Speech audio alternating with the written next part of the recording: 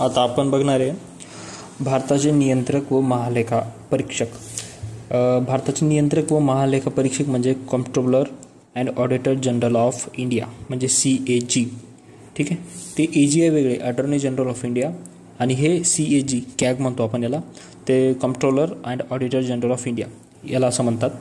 भाग 5 मध्ये प्रकरण 5 मध्ये भारताचे नियंत्रक व महालेखा परीक्षक दिलेले आहे. हे जे घेतलं आहे आपण ते आपण कोणाकडून घेतलेलं आहे? ब्रिटनकडून घेतलेलं आहे. ठीक आहे, हे आपण जे पद घेतलेलं आहे ते कोणाकडून घेतलेलं आहे? ब्रिटन काळामध्ये घेतलेलं आहे. ठीक आहे, कलम 148 ते कलम 151 अशा 4 कलमा भारताचे नियंत्रक व महालेखा परीक्षक याच्या संदर्भात दिलेली आहे. भाग 5 मधील प्रकरण 5 मध्ये भारताचे नियंत्रक व महालेखा परीक्षक दिले आहे.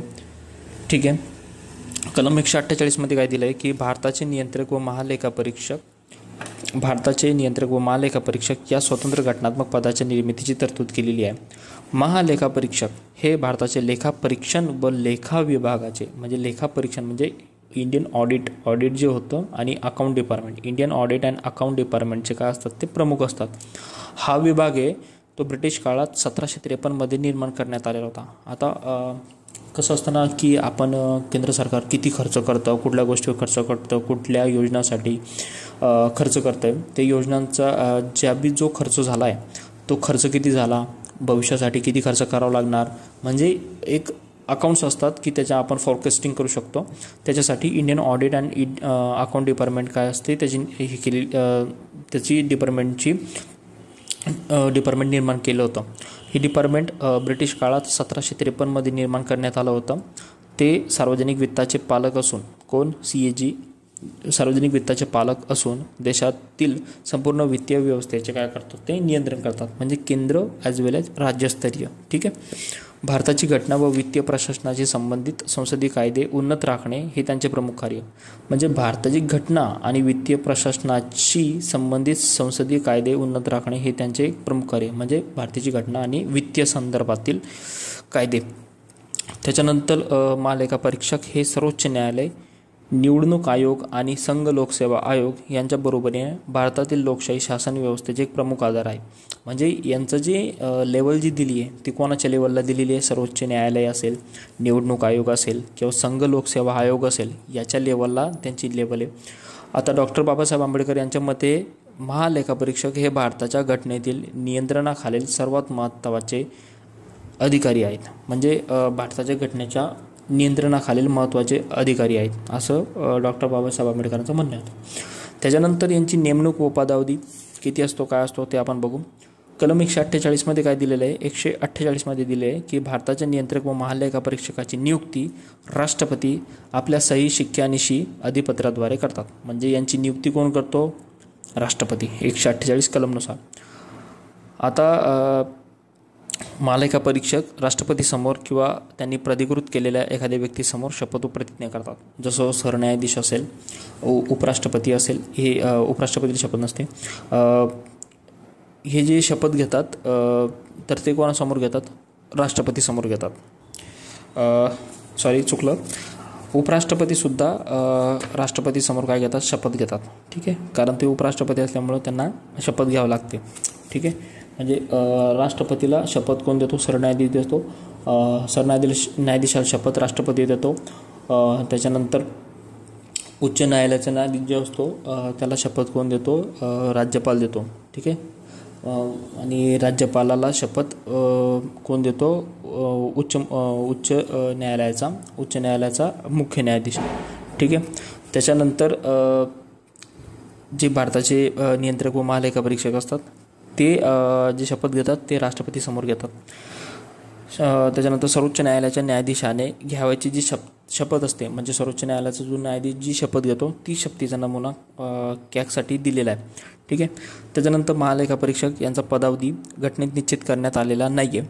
मात्र तो सर्वोच्च न्यायालयाच्या न्यायाधीशाप्रमाणे पदग्रहण केल्यापासून 6 वर्ष किंवा 65 वर्ष होईपर्यंत, म्हणजे जे आधी घडेल ते संसदीय कायद्याद्वारे निश्चित केलं असतं. म्हणजे आपण असं म्हणू की हा त्यांचा जो पदावधी असतो तो निश्चित केलेला नाही आहे. तो संसदीय कायद्याद्वारे करण्यात आलेला आहे. तो कसा केलेला आहे? संसदीय कायद्याद्वारे. पण तो कसा असतो? सर्वोच्च न्यायालयाचे जे न्यायाधीश असतात, म्हणजे पदग्रहण केल्यापासून सर्वोच्च न्यायालयाचे न्यायाधीश वयाच्या 65व्या वर्षापर्यंत, आणि याला कॅगला पण काय दिलेलं आहे? 6 वर्ष, म्हणजे 6 वर्ष किंवा 65 वर्ष वयापर्यंत त्यांना काय दिलेलं असते? पदावधी असतो. त्याच्यानंतर ते काय होतात? रिटायर्ड होतात. ही काय होतात? टोटली रिटायर्ड होतात, म्हणजे कुठेही ते काम करू शकत नाही. सर्वोच्च न्यायालयाच्या न्यायाधीशाप्रमाणे तशाच रीतीने तशाच कारणास्तव पदावरून दूर केले जाते. म्हणजे सर्वोच्च न्यायालयाला जसं आता पदावधी संपल्यानंतर त्यांना राजीनामा ते कोणाला देतात? राष्ट्रपतीला देतात. जर त्यांना पदावरून जर दूर करायचं, ती कोणती पद्धत असते? राष्ट्रपतीला सर्वोच्च न्यायालयाला ज्या पद्धतीनं पदावरून दूर केलं जातं तसंच त्यांना पदावरून दूर केलं जातं.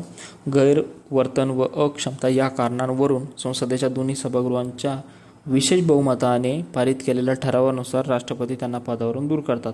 म्हणजे ही जी पद्धत असते की संसदेच्या दोन्ही सभागृहांच्या विशेष बहुमताने पारित केलेल्या ठरावानुसार जो ठराव पारित केला जातो त्या ठरावानुसार राष्ट्रपती त्यांना काय करतात? पदावरून काय करतात? दूर करतात. ठीक आहे. आता यांना काय दिलेलं आहे? 148 कलम अंतर्गत स्वातंत्र्य दिलेलं आहे. त्या स्वातंत्र्य काय आहे? त्यांना पदावधीची सुरक्षा देण्यात आलेली आहे. म्हणजे त्यांना त्यांच्या पदावर राष्ट्रपती मार्फत केवळ घटनेत सांगण्यात आलेल्या पद्धतीनुसार दूर करता येते. म्हणजे त्यांची नियुक्ती जरी राष्ट्रपती मार्फत केली जाते, राष्ट्रपतीच्या मर्जीने पद धारण करत नाही. आता राष्ट्रपतीच्या मर्जीने पद धारण करत नाही कारण नेमणूक तर राष्ट्रपती करतो, पण त्यांना पदावरून काढण्याचा अधिकार त्यांना नसतो. त्यांना विशेष न्यायाधीशाप्रमाणे त्यांना पदावरून दूर केले जाते किंवा त्यांचा पदावधी 65 किंवा 6 वर्षापर्यंतचा असतो. म्हणजे ते राष्ट्रपतीच्या मर्जीने धारण करत नाही. दुसरी गोष्ट, वेतन आणि अन्य शर्ती या संसदीय कायद्याद्वारे त्यांना दिलेल्या जातात. वेतन सर्वोच्च न्यायालयाच्या न्यायाधीशात इतकेच असते त्यांना. म्हणजे CAG म्हणजे सर्वोच्च न्यायालयाचा न्यायाधीश असं समजून चालायचं.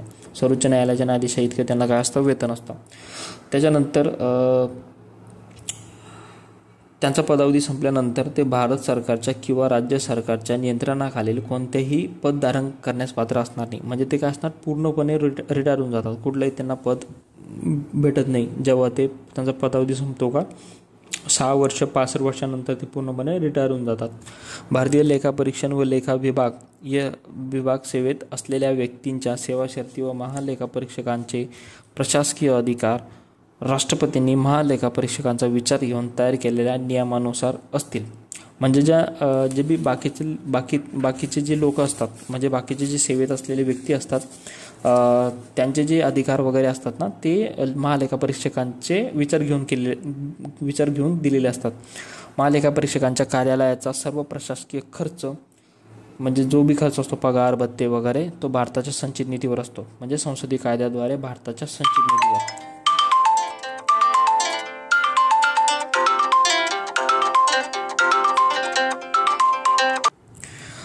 ठीक आहे. म्हणजे त्यांचा संचित निधीवर प्रभारित असतो. संसदीय कायद्याद्वारेच असतो, पण निधी कोणता असतो? संचित निधीवर असतो. म्हणजे असं नाही की आकस्मिक निधीतून काढला किंवा कुठल्या निधीतून असला, संचित निधीवरूनही त्यांचे पगार पाणी केला जातो. ठीक आहे. वरील तरतुदी व्यतिरिक्त कोणताही मंत्री संसदेत महालेखापरीक्षकांचे प्रतिनिधित्व करू शकत नाही. तसेच महालेखापरीक्षकांच्या कोणत्याही कृतीसाठी कोणत्याही मंत्र्यास जबाबदार धरता येणार नाही. आधीचे कर्तव्य व अधिकार कलम 149 अन्वये संसदेला कायद्याद्वारे संघराज्य व राज्य अन्य कोणतेही प्राधिकारी किंवा निकाय यांच्या लेख्यांच्या संदर्भात महालेखापरीक्षकांचे कर्तव्य दिलेली आहे. त्यानुसार संसदेने नियंत्रक व महालेखापरीक्षक कायदा 1971 पारित केला होता. त्याच्यामध्ये काय झालं? त्या कायद्यामध्ये सुधारणा केली होती 1976मध्ये. 1971मध्ये हा कायदा आला होता, नियंत्रक महालेखापरीक्षक कायदा. ठीक आहे. 1976मध्ये त्याच्या सुधारणा काय केली की त्यांची लेखाविषयक कामं काढून घेतली. म्हणजे लेखाविषयक कामं जी होती ती काढून घेतली. त्यांच्याकडे फक्त लेखापरीक्षण विषयक कामं ठेवली. म्हणजे लेखाविषयक कामं करून ठेवली, त्यांच्याकडे फक्त लेखापरीक्षण करता येईल ती कामं दिली फक्त. आता त्यांची जी कर्तव्य होती आणि ती अधिकार आहे ती पुढील प्रमाणे: भारताचा जो संचित निधी आहे, प्रत्येक राज्याचा संचित निधी, विधानसभा असलेल्या प्रत्येक केंद्रशासित प्रदेशाचा संचित निधी, यातून झालेल्या खर्चाची संबंधित लेख्यांचे परीक्षण करणे म्हणजे त्याचं काय करणं? ऑडिट करणं. म्हणजे केंद्रशासित प्रदेश, भारताचा संचित निधी यांचा जो बी खर्च झाला आहे त्याचं काय करणार? ते ऑडिट करणार. भारताचा आकस्मिकता निधी, म्हणजे जे आपण आकस्मिक निधी असतो ना, तो आणि भारताचे सार्वजनिक लेखे तसेच प्रत्येक राज्याचे आकस्मिकता निधी सार्वजनिक लेखे या लेखांचे काय करणार ते परीक्षण करणार. त्याच्यानंतर केंद्र सरकार राज्य सरकारनं कोणत्या विभागानं व्यापार उत्पादन जमा खर्चाचे लेखे बॅलन्स शीट्स दुय्यम लेखे या सर्वांचे काय करतात ते ऑडिट करतात. म्हणजे जे बी त्यांनी खर्च केला आहे ना त्या गोष्टीचं ते काय करतात ऑडिट करतात. प्रत्येक महसुलाचे मूल्यमापन करतात. जमा खर्चाचे नियम कार्यपद्धती निश्चित करतात. ठीक आहे.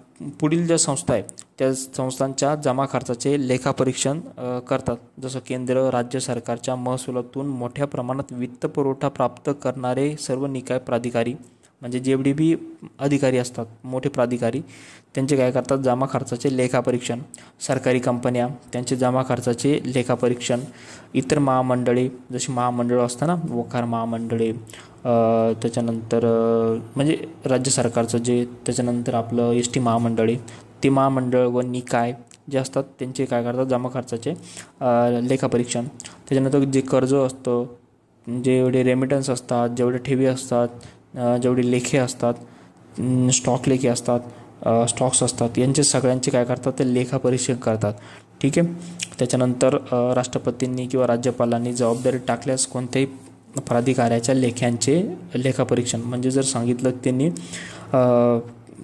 राज्यपालांनी सांगितलं किंवा राष्ट्रपतींनी सांगितलं की या प्राधिकाऱ्याचे तुम्ही काय करा लेखापरीक्षण करा तर ते स्थानिक स्वराज्य संस्थांचे लेखापरीक्षण पण करू शकतात. ठीक आहे. पण करतात ते. कलम 150 मध्ये काय दिलं आहे राष्ट्रपतींना केंद्र व राज्य सरकारांचे लेखे कोणत्या नमुन्यामध्ये ठेवावे याबाबत सल्ला देतात. म्हणजे नमुना कलम 148 मध्ये त्यांचं काय असणार की एक CAG असतो भारताचा एक CAG असणार. कलम 149 मध्ये त्यांना काय दिले कर्तव्य व अधिकार दिलेले. कलम 150 मध्ये दिले की नमुना कोणत्या नमुन्यामध्ये ठेवले जातात म्हणजे ऑडिट रिपोर्ट जो असतो लेखाविषयीचा अहवाल तो प्रत्येक सभागृहावर मांडण्याची व्यवस्था कोण करतो राष्ट्रपती करतो. ठीक आहे. त्याच्यानंतर महालेखापरीक्षक राज्यांचा अहवाल जो असतो ऑडिट रिपोर्ट राज्यपाला सादर करतो. राज्यपाला सांगतो की तुम्ही विधिमंडळासमोर मांडण्याची व्यवस्था करा. म्हणजे जे बी अहवाल असतात ते मांडण्याची अधिकार कोणाला असतो त्या त्या राज्याचा राज्यपाल आणि देशाचा राष्ट्रपती त्यांना असतो. ठीक आहे. महालेखापरीक्षक व संसदेच्या लोकलेखा समितीचे मित्र मार्गदर्शक व तत्त्वज्ञ म्हणून कार्य करतात म्हणून त्यांना या समितीचे कान व डोळे असे म्हणतात. महालेखापरीक्षक संसदेची जी लोकलेखा समिती असते जी 1919च्या कायद्यानुसार 1921 मध्ये स्थापन केलेली आहे लोकलेखा समिती त्याचे काय असतात ते मित्र मार्गदर्शक आणि तत्त्वज्ञ असतात. त्याच्यामुळे त्यांना काय म्हणतात कान व डोळे त्या समितीचे कान व डोळे असे म्हणतात त्यांना. ठीक आहे. त्याच्यानंतर महालेखापरीक्षक राष्ट्रपतींना 3 अहवाल सादर करायला सांगू शकतात. एक विनियोजन लेख्यांचं परीक्षणाचा अहवाल म्हणजे लेखापरीक्षण विनियोजन लेख्यांचा लेखापरीक्षण अहवाल म्हणजे ऑडिट रिपोर्ट. वित्तीय लेख्यांचा ऑडिट रिपोर्ट. सार्वजनिक उपक्रमांचा ऑडिट रिपोर्ट जो बी लेखापरीक्षण असतो का लेख्यांविषयीचा जो बी परीक्षण असणार ते करणार. त्याच्यानंतर राष्ट्रपती हे अहवाल संसदेच्या दोन्ही सभागृहांसमोर मांडण्याची काय करतात व्यवस्था करतात. त्याच्यानंतर ही त्यांची काय असतात कर्तव्य असतात ही त्यांची कामे असतात. 150 कलमनुसार त्यांच्यामध्ये काय दिलेली आहे ही कोणत्या नमुन्यात ठेवावी असा सल्ला देण्यात येतो कोणाकडून राष्ट्रपतीकडून किंवा केंद्र व राज्य सरकारांचे लेखे असतात त्याच्यामध्ये. त्याच्यानंतर महालेखापाल हे सरकारच्या खर्चावर नियंत्रण ठेवण्याचे कार्य करणारे संसदेचे एजंट आहेत. ठीक आहे. म्हणजे जेवढा बी सरकार खर्च करतो त्याच्यावर नियंत्रण ठेवणं कोणाचं काम असतं महालेखापालाचं काम करतं. संसदेचे एजंट असतात त्यामुळे ते केवळ संसदेला जबाबदार असतात. ते कोणाला जबाबदार असतात संसदेला. असं नाही की CAG जो असतो तो राज्य सरकारचे जे मंत्रिमंडळ असेल त्याला जबाबदार असेल विधिमंडळाला जबाबदार असेल तसं नाही. तो फक्त कारण राष्ट्रपतीच्या मर्जीने तो काय असतो नेमणूक केलेली असते त्यांची म्हणून तो काय असतो संसदेला जबाबदार असतो. संसदेचे काय असतो जेवढी बी लेखा वगैरे खर्च असतो त्याच्यावर काय करत असतो नियंत्रण करत असतो. ठीक आहे. त्याच्यावर काही मर्यादा पण असतात. त्या मर्यादापैकी काही मर्यादा म्हणजे खर्चाच्या तपशिलाची मागणी करू शकत नाही. म्हणजे कार्यकारी अभिकरणांनी केलेल्या खर्चाच्या तपशिलाची मागणी करू शकत नाही. महालेखापरीक्षकांचा संबंध केवळ खर्चांच्या तपासणीच्या वेळी येतो. म्हणजे जेव्हा जेव्हा खर्च केला जातो तेव्हा त्याचा खर्च कसा झाला काय झाला त्याचा त्याची तपासणी करणे त्याचा येतो. तोपर्यंत खर्च होऊन गेलेला असतो. म्हणजे असं तोपर्यंत काय झालेलं असतं, खर्च होऊन गेलेला असतो. भारताच्या घटनेत जरी भारताचे नियंत्रक व महालेखा परीक्षक अशी तरतूद केलेली असते, तरी प्रत्यक्षात त्यांना ब्रिटिश CAG प्रमाणे नियंत्रक म्हणजे कॉम्प्ट्रोलर म्हणून कार्य देण्यात आलेले नाही. ठीक आहे. CAG एवढंच आहे, त्याच्यामध्ये जास्त काही नाही. कलम 148 ते कलम 151 त्याच्या तरतुदी केलेल्या आहे. म्हणजे कलम 148 जर इंग्लिशमध्ये जर म्हटलं तर CAG पहिलं comptroller and auditor general of India असतो. 149 त्याच्या ड्युटीज अँड पॉवर्स असतात CAGच्या. कलम 150 काय असतं, form of accounts of the union and the union of the states, म्हणजे जो नमुना असतो 150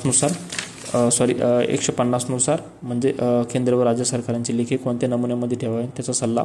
आणि 151 काय असतो, ऑडिट रिपोर्ट्स, म्हणजे जे बी ऑडिट रिपोर्ट्स असतात 151 ऑडिट रिपोर्ट्स असतात. ठीक आहे, एवढंच.